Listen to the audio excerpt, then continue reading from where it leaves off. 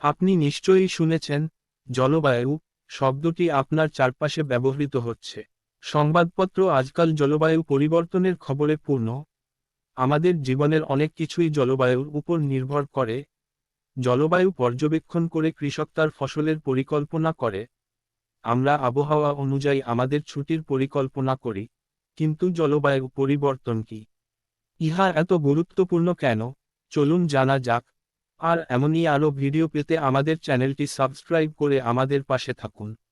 জলবায়ু জলবায়ু হল কোনো এলাকার আবহাওয়ার দীর্ঘকাল ব্যাপী, কমপক্ষে ৩০ বছর পর্যবেক্ষণের গড় অবস্থার প্রতিফলন। অন্যদিকে কোনো নির্দিষ্ট স্থানের দীর্ঘ সময়ের বৃষ্টিপাত, তাপমাত্রা, বায়ুর তাপ, চাপ, আর্দ্রতা, ঘটমান বিষয় যেমন কুয়াশা, বরফ, শিলাবৃষ্টি ও আবহাওয়ার অন্যান্য উপাদানের গড় অবস্থাকে জলবায়ু বলে। উদাহরণস্বরূপ বলা যায়, বিজ্ঞানীরা কোনো এলাকার বৃষ্টিপাতের উপাত্ত, হ্রদ ও জলাধারের উচ্চতা এবং উপগ্রহের উপাত্তের ওপর নির্ভর করে বলতে পারেন কোনো এলাকা গ্রীষ্মকালে গড়ের চেয়ে শুষ্ক ছিল কিনা। অনেকগুলো গ্রীষ্মকাল বিশ্লেষণ করে যদি দেখা যায়, স্বাভাবিক মাত্রার চেয়ে কোনো শুষ্ক অবস্থায় এলাকার বায়ুমণ্ডল বেশি শুষ্ক, তখন সেটি জলবায়ু পরিবর্তনের ইঙ্গিত দিয়ে থাকে। জলবায়ু কয়েকটি বিষয়ের ভিত্তিতে নির্ধারিত হয়ে থাকে, যেগুলোকে জলবায়ু নিয়ামক বলা হয়। যেমন অক্ষাংশ, উচ্চতা, সমুদ্র থেকে উচ্চতা, বায়ু প্রবাহের দিক, বৃষ্টিপাত, পর্বতের অবস্থান, বনভূমি, ভূমির ঢাল ও মাটির বিশেষত্ব। বৈশ্বিক উষ্ণতা বলতে বায়ুমণ্ডলের গড় তাপমাত্রার বৃদ্ধি বোঝায়, কারণ অধিক পরিমাণে সূর্য থেকে আসা তাপ বায়ুমণ্ডলে আটকে পড়ে, যা কিনা আর মহাশূন্যে বিকিরিত হতে পারে না। পৃথিবীর বায়ুমণ্ডল সব সময় গ্রিনহাউস হিসেবে কাজ করে, কারণ এটা সূর্যের তাপকে আটকে রাখে, যার ফলে পৃথিবীতে সেই পরিমাণ তাপমাত্রা বিরাজমান থাকে, যা পৃথিবীর সমস্ত জীবনের উৎপত্তির জন্য অপরিহার্য। যদি বায়ুমণ্ডলের এই গ্রিনহাউস না থাকত, তবে পৃথিবী খুব ঠান্ডা হয়ে যেত। বর্তমানে অনেক তাপ যেহেতু গ্রিনহাউজে আটকা পড়ছে, সেহেতু পৃথিবীর তাপমাত্রা অধিক মাত্রায় বেড়ে যাচ্ছে, যা কিনা স্মরণকালের ইতিহাসে দেখা যায়নি। জলবায়ু পরিবর্তন বৈশ্বিক জলবায়ুর দীর্ঘমেয়াদী ও গুরুত্বপূর্ণ পরিবর্তনকে বলা হয় জলবায়ু পরিবর্তন।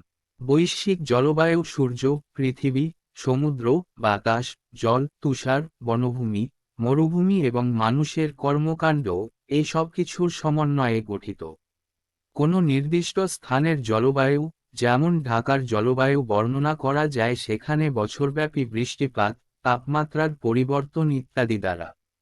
কিন্তু বৈশ্বিক জলবায়ু বলতে কোনো নির্দিষ্ট স্থানের গড় জলবায়ু থেকে আরও বেশি কিছু বোঝায়। বৈশ্বিক জলবায়ু বলতে বোঝায় কিভাবে উষ্ণতা বৃদ্ধির সঙ্গে টাইফুনের বেগ বৃদ্ধি পায়, বৃষ্টিপাত বৃদ্ধি পায় এবং অধিক ক্ষয়ক্ষতি হয়।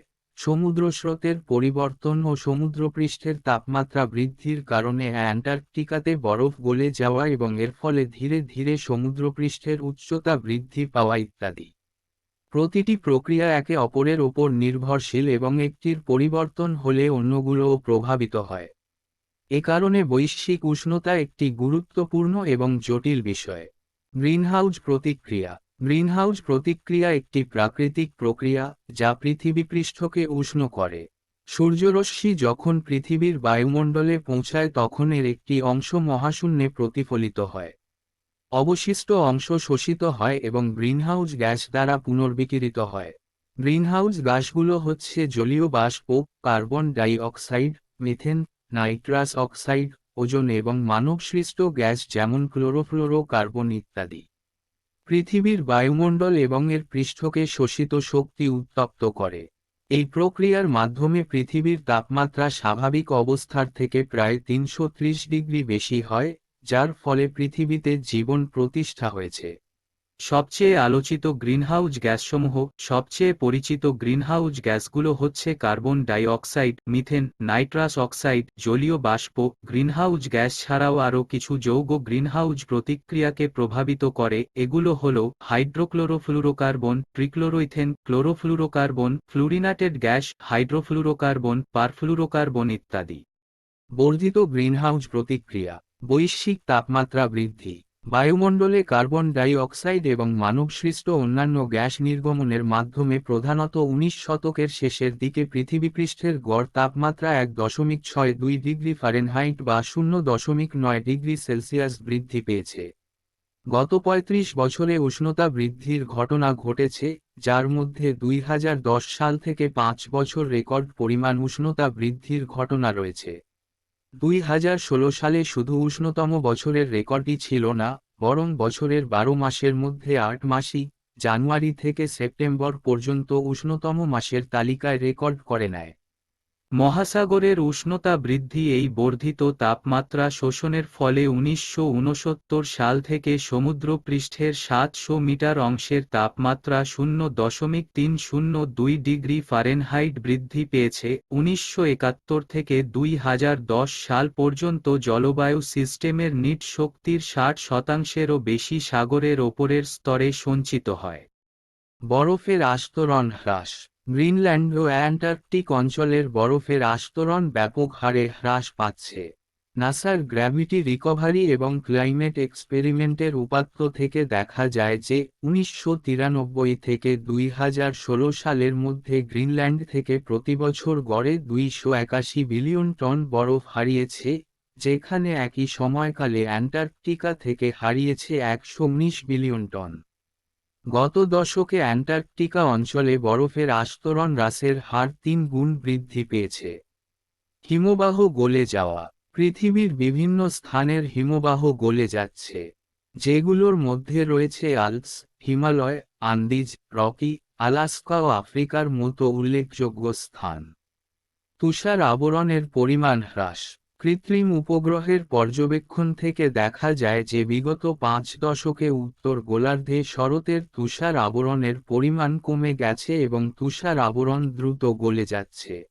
সমুদ্রপৃষ্ঠের উচ্চতা বৃদ্ধি। গত শতকে বৈশ্বিক সমুদ্রপৃষ্ঠের উচ্চতা প্রায় 8 ইঞ্চি বৃদ্ধি পেয়েছে। গত শতকের তুলনায় 2 দশকের সমুদ্রপৃষ্ঠের উচ্চতা বৃদ্ধির হার প্রায় দ্বিগুণের কাছাকাছি। 1901 থেকে 2010 সময়কালে বৈশ্বিক সমুদ্রপৃষ্ঠের উচ্চতা বৃদ্ধির গড় ছিল 0.19 মিটার। আর্কটিক অঞ্চলের সামুদ্রিক বরফ হ্রাস। বিগত কয়েক দশকে আর্কটিক অঞ্চলের বরফের পুরুত্ব দ্রুত হ্রাস পাচ্ছে। 1900 থেকে 2010 সালের মধ্যে আর্কটিক অঞ্চলের সামুদ্রিক বরফ হ্রাস পেয়েছে। সমুদ্রের জলের অম্লতা বৃদ্ধি। শিল্পবিপ্লবের শুরু থেকে সমুদ্রের উপরিভাগের জলের অম্লতা প্রায় 30% বৃদ্ধি পেয়েছে, যা বৃদ্ধির মূল কারণ হচ্ছে বায়ুমণ্ডলে মানুষ কর্তৃক অতিরিক্ত পরিমাণে কার্বন ডাই অক্সাইড নিঃসরণ, যা সমুদ্রের জলে মিশ্রিত হয় অধিক পরিমাণে। সমুদ্রের উপরিভাগের জলে কার্বন ডাই অক্সাইড শোষিত হওয়া বৃদ্ধি পাচ্ছে প্রতিবছরে প্রায় 2 বিলিয়ন টন। জলবায়ু সিস্টেমের ওপর মানুষের প্রভাব। এটি বিশেষভাবে পরিলক্ষিত যে 1951 সাল থেকে 50 ভাগেরও বেশি উষ্ণতা বৃদ্ধির পেছনে একত্রভাবে দায়ী হচ্ছে গ্রিনহাউস গ্যাসের পরিমাণ বৃদ্ধি এবং অন্যান্য মানবসৃষ্ট কারণ।